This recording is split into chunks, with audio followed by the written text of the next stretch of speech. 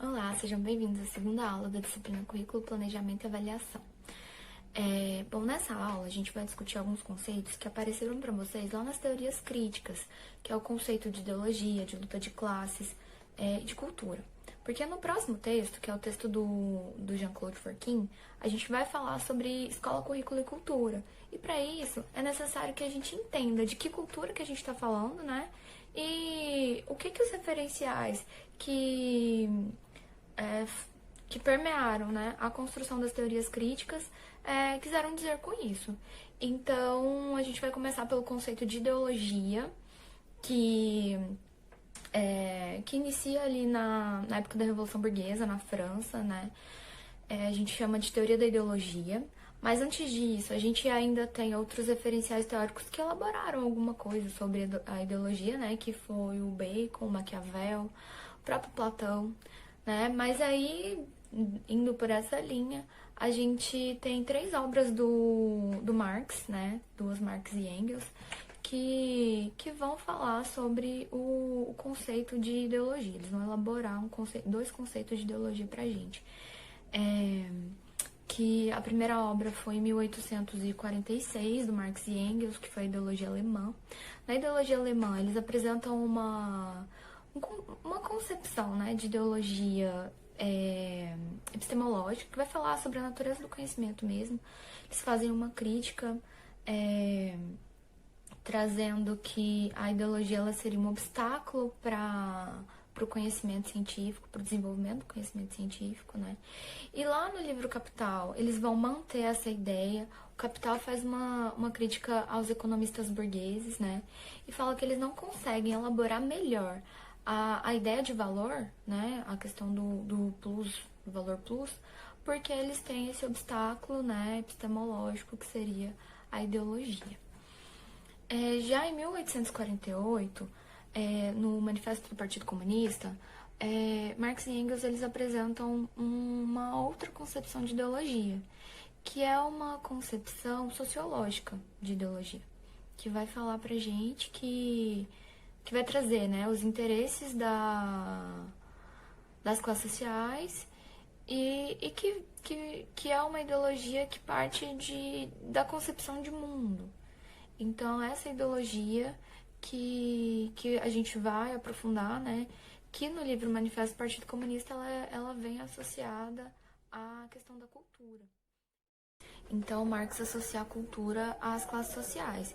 E as classes sociais são definidas, né, por quem tem os meios de produção, quem possui os meios de produção, e por quem não possui. Então, a gente tem essas duas classes sociais, né? E a concepção de classe, para Marx, seria como um sujeito coletivo, protagonista das lutas da história, que se enfrenta, né, com as outras classes. Então, essas classes sociais elas são caracterizadas pelos seus modos de vida, pelos seus interesses econômicos e pela cultura, né? Então, ele também divide, né, a questão da cultura. A cultura faz parte das classes ela integra, né, as classes sociais, o conceito de classe social, e também a cultura ela pode ser dividida, então, entre cultura das classes dominantes e a cultura das classes subalternas.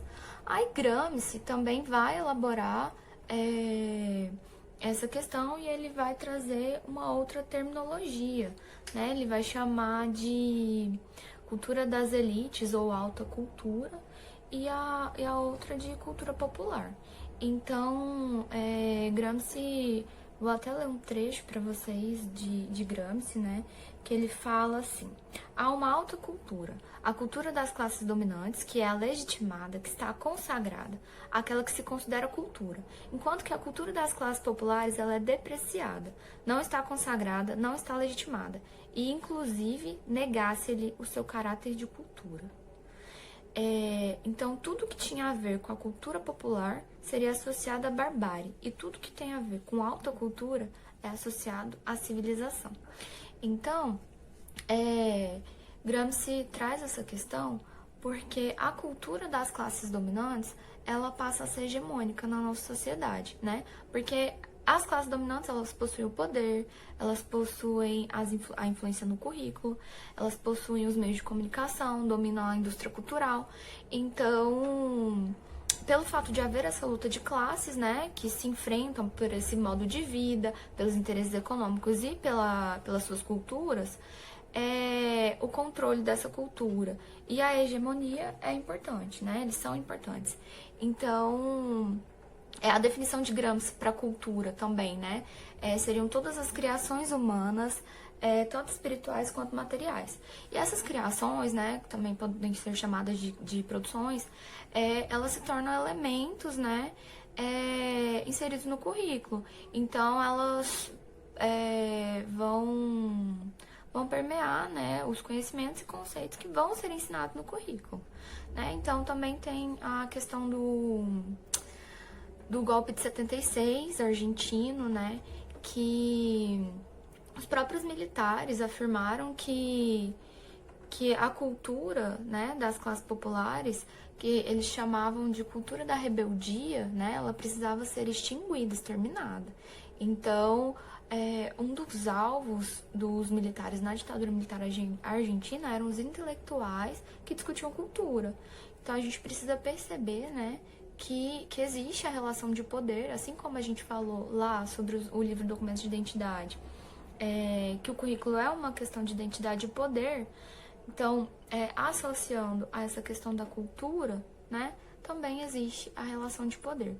Então, por isso a gente associa, né, a discussão de currículo, cultura e educação, ou currículo, cultura e escola, porque a cultura ela está diretamente ligada à construção do currículo, né, porque o currículo, como aquele acúmulo de conhecimentos históricos, né, construído historicamente e socialmente, ele está diretamente relacionado com a cultura e a construção cultural de uma sociedade, de um povo, né?